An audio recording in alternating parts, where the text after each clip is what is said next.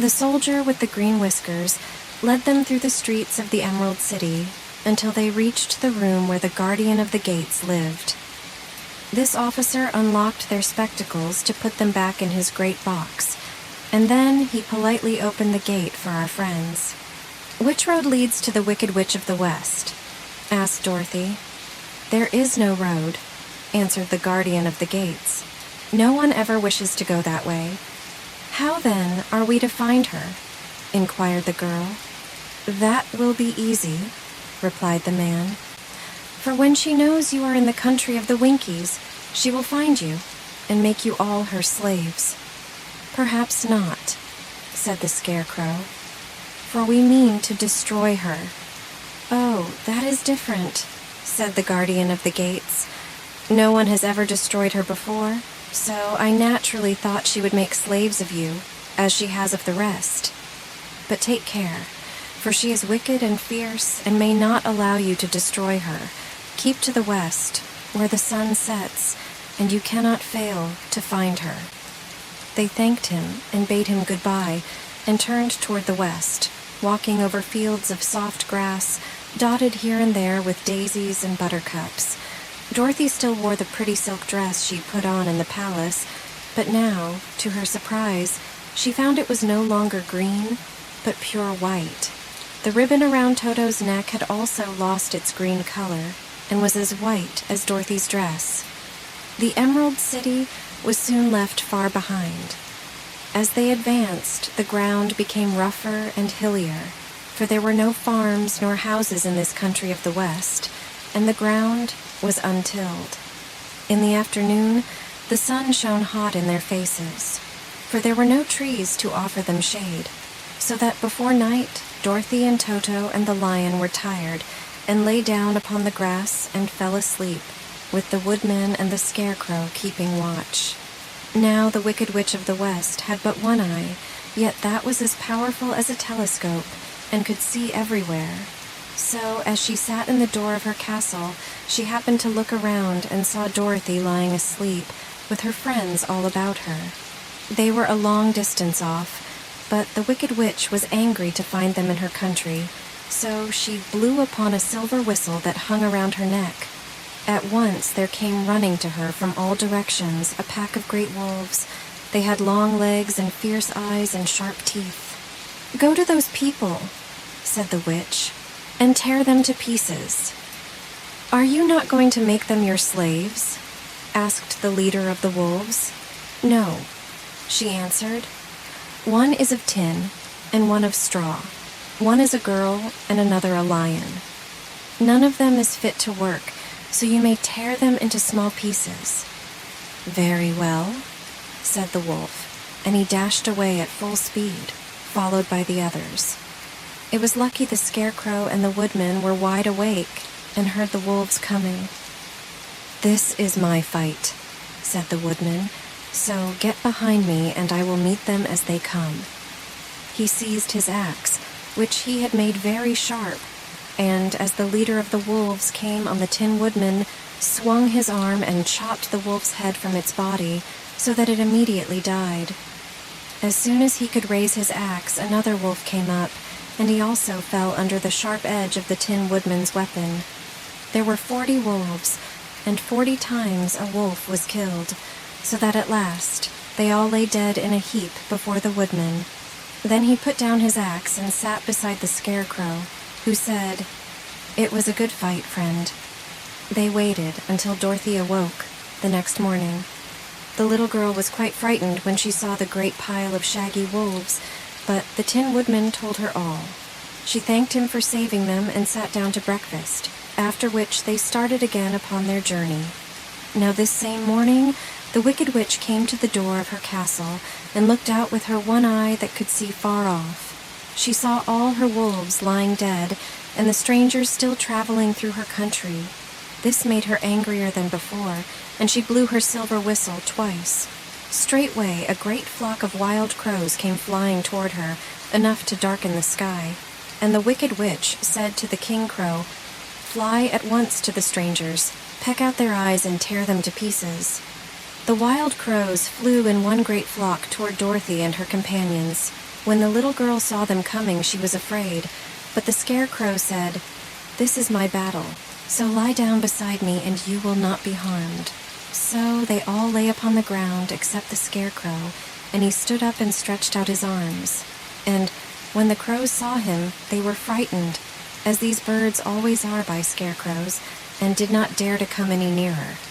But the King Crow said, "It is only a stuffed man. I will peck his eyes out." The King Crow flew at the Scarecrow, who caught it by the head and twisted its neck until it died.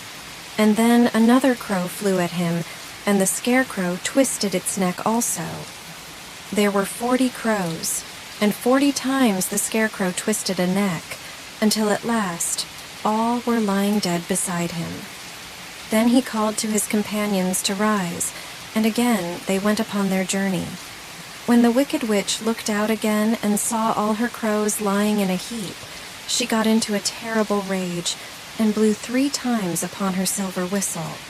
Forthwith there was heard a great buzzing in the air, and a swarm of black bees came flying toward her. "Go to the strangers and sting them to death," commanded the witch, and the bees turned and flew rapidly until they came to where Dorothy and her friends were walking. But the Woodman had seen them coming, and the Scarecrow had decided what to do. "Take out my straw and scatter it over the little girl and the dog and the lion," he said to the Woodman, "and the bees cannot sting them." This the Woodman did, and as Dorothy lay close beside the lion and held Toto in her arms, the straw covered them entirely. The bees came and found no one but the Woodman to sting, so they flew at him and broke off all their stings against the tin without hurting the Woodman at all. And as bees cannot live when their stings are broken, that was the end of the black bees, and they lay scattered thick about the Woodman like little heaps of fine coal. Then Dorothy and the lion got up, and the girl helped the Tin Woodman put the straw back into the Scarecrow again until he was as good as ever. So they started upon their journey once more.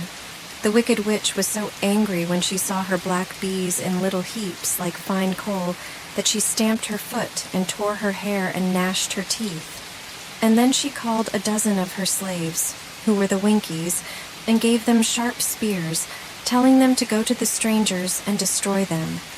The Winkies were not a brave people, but they had to do as they were told. So they marched away until they came near to Dorothy. Then the lion gave a great roar and sprang towards them, and the poor Winkies were so frightened that they ran back as fast as they could. When they returned to the castle, the Wicked Witch beat them well with a strap and sent them back to their work, after which she sat down to think what she should do next. She could not understand how all her plans to destroy these strangers had failed, but she was a powerful witch, as well as a wicked one, and she soon made up her mind how to act. There was, in her cupboard, a golden cap with a circle of diamonds and rubies running round it. This golden cap had a charm. Whoever owned it could call 3 times upon the winged monkeys, who would obey any order they were given. But no person could command these strange creatures more than 3 times. Twice already, the Wicked Witch had used the charm of the cap. Once was when she had made the Winkies her slaves and set herself to rule over their country. The winged monkeys had helped her do this. The second time was when she had fought against the great Oz himself and driven him out of the land of the West. The winged monkeys had also helped her in doing this. Only once more could she use this golden cap, for which reason she did not like to do so until all her other powers were exhausted. But now that her fierce wolves and her wild crows and her stinging bees were gone, and her slaves had been scared away by the cowardly lion, she saw there was only one way left to destroy Dorothy and her friends. So, the Wicked Witch took the golden cap from her cupboard and placed it upon her head. Then she stood upon her left foot and said slowly, "Epe, pepe, kak-ke." Next she stood upon her right foot and said, "Hilo, holo, hello." After this she stood upon both feet and cried in a loud voice, Zick. Now the charm began to work. The sky was darkened, and a low rumbling sound was heard in the air. There was a rushing of many wings, a great chattering and laughing, and the sun came out of the dark sky to show the Wicked Witch surrounded by a crowd of monkeys, each with a pair of immense and powerful wings on his shoulders. One, much bigger than the others, seemed to be their leader. He flew close to the witch and said, "You have called us for the third and last time. What do you command?" "Go to the strangers who are within my land and destroy them all except the lion," said the Wicked Witch. "Bring that beast to me, for I have a mind to harness him like a horse and make him work." "Your commands shall be obeyed," said the leader.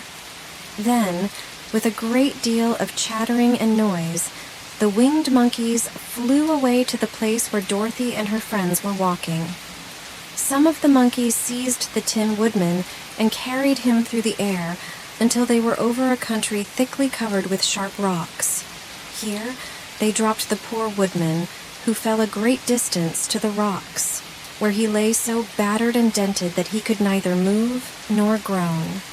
Others of the monkeys caught the Scarecrow and, with their long fingers, pulled all of the straw out of his clothes and head. They made his hat and boots and clothes into a small bundle and threw it into the top branches of a tall tree. The remaining monkeys threw pieces of stout rope around the lion and wound many coils about his body and head and legs until he was unable to bite or scratch or struggle in any way. Then they lifted him up and flew away with him to the witch's castle, where he was placed in a small yard with a high iron fence around it, so that he could not escape. But Dorothy they did not harm at all. She stood with Toto in her arms, watching the sad fate of her comrades, and thinking it would soon be her turn. The leader of the winged monkeys flew up to her, his long hairy arms stretched out, and his ugly face grinning terribly. But he saw the mark of the good witch's kiss upon her forehead and stopped short, motioning the others not to touch her. "We dare not harm this little girl," he said to them, "for she is protected by the power of good, and that is greater than the power of evil. All we can do is to carry her to the castle of the Wicked Witch and leave her there." So, carefully and gently, they lifted Dorothy in their arms and carried her swiftly through the air until they came to the castle, where they set her down upon the front doorstep. Then the leader said to the witch, "We have obeyed you as far as we were able. The Tin Woodman and the Scarecrow are destroyed, and the lion is tied up in your yard. The little girl we dare not harm, nor the dog she carries in her arms. Your power over our band is now ended, and you will never see us again." Then all the winged monkeys, with much laughing and chattering and noise, flew into the air and were soon out of sight. The Wicked Witch was both surprised and worried when she saw the mark on Dorothy's forehead, for she knew well that neither the winged monkeys nor she herself dare hurt the girl in any way. She looked down at Dorothy's feet, and seeing the silver shoes, began to tremble with fear, for she knew what a powerful charm belonged to them. At first, the witch was tempted to run away from Dorothy, but she happened to look into the child's eyes and saw how simple the soul behind them was, and that the little girl did not know of the wonderful power the silver shoes gave her. So, the Wicked Witch laughed to herself and thought, "I can still make her my slave, for she does not know how to use her power." Then she said to Dorothy, harshly and severely, "Come with me, and see that you mind everything I tell you, for if you do not, I will make an end of you, as I did of the Tin Woodman and the Scarecrow." Dorothy followed her through many of the beautiful rooms in her castle until they came to the kitchen, where the witch bade her clean the pots and kettles and sweep the floor and keep the fire fed with wood. Dorothy went to work meekly, with her mind made up to work as hard as she could, for she was glad the Wicked Witch had decided not to kill her. With Dorothy hard at work, the witch thought she would go into the courtyard and harness the cowardly lion like a horse. It would amuse her, she was sure, to make him draw her chariot whenever she wished to go to drive. But as she opened the gate, the lion gave a loud roar and bounded at her so fiercely that the witch was afraid and ran out and shut the gate again. "If I cannot harness you," said the witch to the lion, speaking through the bars of the gate, "I can starve you. You shall have nothing to eat until you do as I wish." So after that she took no food to the imprisoned lion, but every day she came to the gate at noon and asked, "Are you ready to be harnessed like a horse?" And the lion would answer, "No, if you come in this yard, I will bite you." The reason the lion did not have to do as the witch wished was that every night, while the woman was asleep, Dorothy carried him food from the cupboard. After he had eaten, he would lie down on his bed of straw, and Dorothy would lie beside him and put her head on his soft, shaggy mane, while they talked of their troubles and tried to plan some way to escape. But they could find no way to get out of the castle, for it was constantly guarded by the yellow Winkies, who were the slaves of the Wicked Witch, and too afraid of her not to do as she told them. The girl had to work hard during the day, and often the witch threatened to beat her with the same old umbrella she always carried in her hand. But, in truth, she did not dare to strike Dorothy because of the mark upon her forehead. The child did not know this, and was full of fear for herself and Toto. Once the witch struck Toto a blow with her umbrella, and the brave little dog flew at her and bit her leg in return. The witch did not bleed where she was bitten, for she was so wicked that the blood in her had dried up many years before. Dorothy's life became very sad as she grew to understand that it would be harder than ever to get back to Kansas and Aunt Em again. Sometimes she would cry bitterly for hours, with Toto sitting at her feet and looking into her face, whining dismally to show how sorry he was for his little mistress. Toto did not really care whether he was in Kansas or the Land of Oz, so long as Dorothy was with him, but he knew the little girl was unhappy, and that made him unhappy too. Now, the Wicked Witch had a great longing to have for her own the silver shoes which the girl always wore. Her bees and her crows and her wolves were lying in heaps and drying up, and she had used up all the power of the golden cap. But if she could only get hold of the silver shoes, they would give her more power than all the other things she had lost. She watched Dorothy carefully to see if she ever took off her shoes, thinking she might steal them. But the child was so proud of her pretty shoes that she never took them off except at night and when she took her bath. The witch was too much afraid of the dark to dare go in Dorothy's room at night to take the shoes, and her dread of water was greater than her fear of the dark, so she never came near when Dorothy was bathing. Indeed, the old witch never touched water, nor ever let water touch her in any way. But the wicked creature was very cunning, and she finally thought of a trick that would give her what she wanted. She placed a bar of iron in the middle of the kitchen floor, and then, by her magic arts, made the iron invisible to human eyes, so that when Dorothy walked across the floor, she stumbled over the bar, not being able to see it, and fell at full length. She was not much hurt, but in her fall one of the silver shoes came off, and before she could reach it, the witch had snatched it away and put it on her own skinny foot. The wicked woman was greatly pleased with the success of her trick, for as long as she had one of the shoes, she owned half the power of their charm, and Dorothy could not use it against her, even had she known how to do so. The little girl, seeing she had lost one of her pretty shoes, grew angry and said to the witch, "Give me back my shoe." "I will not," retorted the witch, "for it is now my shoe and not yours." "You are a wicked creature," cried Dorothy. "You have no right to take my shoe from me." "I shall keep it just the same," said the witch, laughing at her, "and someday I shall get the other one from you too." This made Dorothy so very angry that she picked up the bucket of water that stood near and dashed it over the witch, wetting her from head to foot. Instantly, the wicked woman gave a loud cry of fear, and then, as Dorothy looked at her in wonder, the witch began to shrink and fall away. "See what you have done," she screamed. "In a minute, I shall melt away." "I'm very sorry indeed," said Dorothy, who was truly frightened to see the witch actually melting away like brown sugar before her very eyes. "Didn't you know water would be the end of me?" asked the witch in a wailing, despairing voice. "Of course not," answered Dorothy. "How should I? Well, in a few minutes I shall be all melted, and you will have the castle to yourself. I have been wicked in my day, but I never thought a little girl like you would ever be able to melt me and end my wicked deeds. Look out, here I go." With these words, the witch fell down in a brown, melted, shapeless mass and began to spread over the clean boards of the kitchen floor.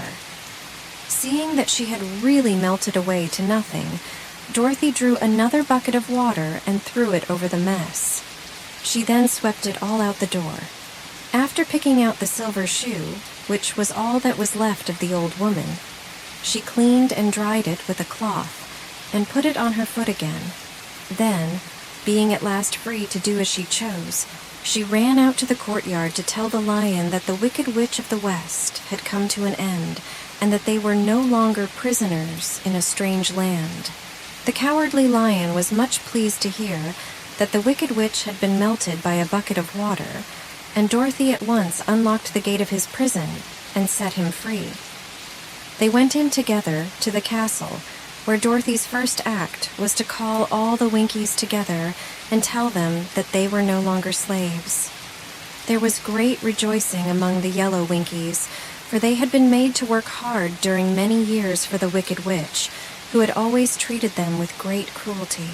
They kept this day as a holiday, then and ever after, and spent the time in feasting and dancing. If our friends, the Scarecrow and the Tin Woodman, were only with us, said the lion, I should be quite happy. Don't you suppose we could rescue them? Asked the girl anxiously. We can try, answered the lion. So they called the yellow Winkies and asked them if they would help to rescue their friends, and the Winkies said that they would be delighted to do all in their power for Dorothy, who had set them free from bondage. So she chose a number of the Winkies who looked as if they knew the most, and they all started away. They traveled that day and part of the next, until they came to the rocky plain where the Tin Woodman lay, all battered and bent. His axe was near him, but the blade was rusted and the handle broken off short. The Winkies lifted him tenderly in their arms and carried him back to the yellow castle again, Dorothy shedding a few tears by the way, at the sad plight of her old friend, and the lion looking sober and sorry. When they reached the castle, Dorothy said to the Winkies, Are any of your people tinsmiths? Oh, yes, some of us are very good tinsmiths, they told her. Then bring them to me, she said. And when the tinsmiths came, bringing with them all their tools in baskets, she inquired, Can you straighten out those dents in the Tin Woodman and bend him back into shape again and solder him together where he is broken? The tinsmiths looked the woodman over carefully and then answered that they thought they could mend him, so he would be as good as ever. So they set to work in one of the big yellow rooms of the castle and worked for 3 days and 4 nights, hammering and twisting and bending and soldering and polishing and pounding at the legs and body and head of the Tin Woodman until at last he was straightened out into his old form and his joints worked as well as ever. To be sure, there were several patches on him, but the tinsmiths did a good job, and as the woodman was not a vain man, he did not mind the patches at all. When, at last, he walked into Dorothy's room and thanked her for rescuing him, he was so pleased that he wept tears of joy, and Dorothy had to wipe every tear carefully from his face with her apron so his joints would not be rusted. At the same time, her own tears fell thick and fast at the joy of meeting her old friend again, and these tears did not need to be wiped away. As for the lion, he wiped his eyes so often with the tip of his tail that it became quite wet, and he was obliged to go out into the courtyard and hold it in the sun till it dried. "If we only had the Scarecrow with us again," said the Tin Woodman, when Dorothy had finished telling him everything that had happened, "I should be quite happy. We must try to find him," said the girl. So she called the Winkies to help her, and they walked all that day and part of the next, until they came to the tall tree in the branches of which the winged monkeys had tossed the Scarecrow's clothes. It was a very tall tree, and the trunk was so smooth that no one could climb it. But the woodman said at once, "I'll chop it down, and then we can get the Scarecrow's clothes." Now, while the tinsmiths had been at work mending the woodman himself, another of the Winkies, who was a goldsmith, had made an axe handle of solid gold and fitted it to the woodman's axe, instead of the old broken handle. Others polished the blade until all the rust was removed and it glistened like burnished silver. As soon as he had spoken, the Tin Woodman began to chop, and in a short time the tree fell over with a crash, whereupon the Scarecrow's clothes fell out of the branches and rolled off on the ground. Dorothy picked them up and had the Winkies carry them back to the castle, where they were stuffed with nice, clean straw. And behold, here was the Scarecrow, as good as ever, thanking them over and over again for saving him. Now that they were reunited, Dorothy and her friends spent a few happy days at the Yellow Castle, where they found everything they needed to make them comfortable. But one day, the girl thought of Aunt Em and said, "We must go back to Oz and claim his promise." "Yes," said the woodman, "at last I shall get my heart." "And I shall get my brains," added the Scarecrow joyfully. "And I shall get my courage," said the lion thoughtfully. "And I shall get back to Kansas," cried Dorothy, clapping her hands. "Oh, let us start for the Emerald City tomorrow." This they decided to do. The next day they called the Winkies together and bade them goodbye. The Winkies were sorry to have them go, and they had grown so fond of the Tin Woodman that they begged him to stay and rule over them and the yellow land of the West. Finding they were determined to go, the Winkies gave Toto and the lion each a golden collar, and to Dorothy they presented a beautiful bracelet studded with diamonds, and to the Scarecrow they gave a gold-headed walking stick to keep him from stumbling, and to the Tin Woodman they offered a silver oil can inlaid with gold and set with precious jewels. Every one of the travelers made the Winkies a pretty speech in return, and all shook hands with them until their arms ached. Dorothy went to the witch's cupboard to fill her basket with food for the journey, and there she saw the golden cap. She tried it on her own head and found that it fitted her exactly. She did not know anything about the charm of the golden cap, but she saw that it was pretty, so she made up her mind to wear it and carry her sunbonnet in the basket. Then, being prepared for the journey, they all started for the Emerald City, and the Winkies gave them 3 cheers and many good wishes to carry with them. You will remember, there was no road, not even a pathway, between the castle of the Wicked Witch and the Emerald City. When the 4 travelers went in search of the witch, she had seen them coming, and so sent the winged monkeys to bring them to her. It was much harder to find their way back through the big fields of buttercups and yellow daisies than it was being carried. They knew, of course, they must go straight east toward the rising sun, and they started off in the right way. But at noon, when the sun was over their heads, they did not know which was east and which was west, and that was the reason they were lost in the great fields. They kept on walking, however, and at night the moon came out and shone brightly. So they lay down among the sweet-smelling yellow flowers and slept soundly until morning, all but the Scarecrow and the Tin Woodman. The next morning the sun was behind a cloud, but they started on, as if they were quite sure which way they were going. "If we walk far enough," said Dorothy, "I am sure we shall sometime come to some place." But day by day passed away, and they still saw nothing before them but the scarlet fields. The Scarecrow began to grumble a bit. "We have surely lost our way," he said, "and unless we find it again in time to reach the Emerald City, I shall never get my brains." "Nor I my heart," declared the Tin Woodman. "It seems to me I can scarcely wait till I get to Oz, and you must admit this is a very long journey." "You see," said the Cowardly Lion with a whimper, "I haven't the courage to keep tramping forever without getting anywhere at all." Then Dorothy lost heart. She sat down on the grass and looked at her companions, and they sat down and looked at her. And Toto found that for the first time in his life, he was too tired to chase a butterfly that flew past his head. So he put out his tongue and panted and looked at Dorothy as if to ask what they should do next. "Suppose we call the field mice," she suggested. "They could probably tell us the way to the Emerald City." "To be sure they could," cried the Scarecrow. "Why didn't we think of that before?" Dorothy blew the little whistle she had always carried about her neck since the Queen of the Mice had given it to her. In a few minutes, they heard the pattering of tiny feet, and many of the small gray mice came running up to her. Among them was the Queen herself, who asked in her squeaky little voice, "What can I do for my friends?" "We have lost our way," said Dorothy. "Can you tell us where the Emerald City is?" "Certainly," answered the Queen, "but it is a great way off, for you have had it at your backs all this time."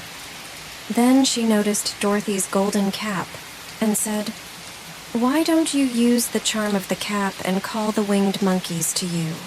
They will carry you to the City of Oz in less than an hour." "I didn't know there was a charm," answered Dorothy in surprise. "What is it?" "It is written inside the golden cap," replied the Queen of the Mice. "But if you are going to call the winged monkeys, we must run away, for they are full of mischief and think it great fun to plague us." "Won't they hurt me?" asked the girl anxiously. "Oh, no. They must obey the wearer of the cap. Goodbye." And she scampered out of sight, with all the mice hurrying after her. Dorothy looked inside the golden cap and saw some words written upon the lining. These, she thought, must be the charm, so she read the directions carefully and put the cap upon her head. "Epe, pepe, kake," she said, standing on her left foot. "What did you say?" asked the Scarecrow, who did not know what she was doing. "Hillo, holo, hello," Dorothy went on, standing this time on her right foot. "Hello," replied the Tin Woodman calmly. "Ziz, zee, zuz, zee, zik," said Dorothy, who was now standing on both feet. This ended the saying of the charm, and they heard a great chattering and flapping of wings as the band of winged monkeys flew up to them. The king bowed low before Dorothy and asked, "What is your command?" "We wish to go to the Emerald City," said the child, "and we have lost our way." "We will carry you," replied the king, and no sooner had he spoken than two of the monkeys caught Dorothy in their arms and flew away with her. Others took the Scarecrow and the Woodman and the Lion, and one little monkey seized Toto and flew after them, although the dog tried hard to bite him. The Scarecrow and the Tin Woodman were rather frightened at first, for they remembered how badly the winged monkeys had treated them before. But they saw that no harm was intended, so they rode through the air quite cheerfully and had a fine time looking at the pretty gardens and woods far below them. Dorothy found herself riding easily between two of the biggest monkeys, one of them the king himself. They had made a chair of their hands and were careful not to hurt her. "Why do you have to obey the charm of the golden cap?" she asked. "That is a long story," answered the king with a winged laugh. "But as we have a long journey before us, I will pass the time by telling you about it, if you wish." "I shall be glad to hear it," she replied. "Once," began the leader, "we were a free people, living happily in the great forest, flying from tree to tree, eating nuts and fruit, and doing just as we pleased without calling anybody master. Perhaps some of us were rather too full of mischief at times, flying down to pull the tails of the animals that had no wings, chasing birds, and throwing nuts at the people who walked in the forest. But we were careless and happy and full of fun, and enjoyed every minute of the day. This was many years ago, long before Oz came out of the clouds to rule over this land. There lived here then, away at the north, a beautiful princess, who was also a powerful sorceress. All her magic was used to help the people, and she was never known to hurt anyone who was good. Her name was Gayelette, and she lived in a handsome palace built from great blocks of ruby. Everyone loved her, but her greatest sorrow was that she could find no one to love in return, since all the men were much too stupid and ugly to mate with one so beautiful and wise. At last, however, she found a boy who was handsome and manly and wise beyond his years. Gayelette made up her mind that when he grew to be a man, she would make him her husband, so she took him to her ruby palace and used all her magic powers to make him as strong and good and lovely as any woman could wish. When he grew to manhood, Quilala, as he was called, was said to be the best and wisest man in all the land, while his manly beauty was so great that Gayelette loved him dearly and hastened to make everything ready for the wedding. My grandfather was at that time the king of the winged monkeys, which lived in the forest near Gayelette's palace, and the old fellow loved a joke better than a good dinner. One day, just before the wedding, my grandfather was flying out with his band when he saw Quilala walking beside the river. He was dressed in a rich costume of pink silk and purple velvet, and my grandfather thought he would see what he could do. At his word, the band flew down and seized Quilala, carried him in their arms until they were over the middle of the river, and then dropped him into the water. "Swim out, my fine fellow," cried my grandfather, "and see if the water has spotted your clothes." Quilala was much too wise not to swim, and he was not in the least spoiled by all his good fortune. He laughed when he came to the top of the water and swam into shore. But when Gayelette came running out to him, she found his silks and velvet all ruined by the river. The princess was angry, and she knew, of course, who did it. She had all the winged monkeys brought before her, and she said at first that their wings should be tied, and they should be treated as they had treated Quilala, and dropped in the river. But my grandfather pleaded hard, for he knew the monkeys would drown in the river with their wings teed, and Quilala said a kind word for them also, so that Gayelette finally spared them, on condition that the winged monkeys should ever after do 3 times the bidding of the owner of the golden cap. This cap had been made for a wedding present to Quilala, and it is said to have cost the princess half her kingdom. Of course, my grandfather and all the other monkeys at once agreed to the condition, and that is how it happens that we are 3 times the slaves of the owner of the golden cap, whosoever he may be. "And what became of them?" asked Dorothy, who had been greatly interested in the story. "Quilala being the first owner of the golden cap," replied the monkey, "he was the first to lay his wishes upon us. As his bride could not bear the sight of us, he called us all to him in the forest after he had married her and ordered us always to keep where she could never again set eyes on a winged monkey, which we were glad to do, for we were all afraid of her. This was all we ever had to do until the golden cap fell into the hands of the wicked witch of the West, who made us enslave the Winkies, and afterward drive Oz himself out of the land of the West. Now the golden cap is yours, and 3 times you have the right to lay your wishes upon us." As the Monkey King finished his story, Dorothy looked down and saw the green, shining walls of the Emerald City before them. She wondered at the rapid flight of the monkeys, but was glad the journey was over. The strange creatures set the travelers down carefully before the gate of the city, The king bowed low to Dorothy and then flew swiftly away, followed by all his band. "That was a good ride," said the little girl. "Yes, and a quick way out of our troubles," replied the lion. "How lucky it was you brought away that wonderful cap."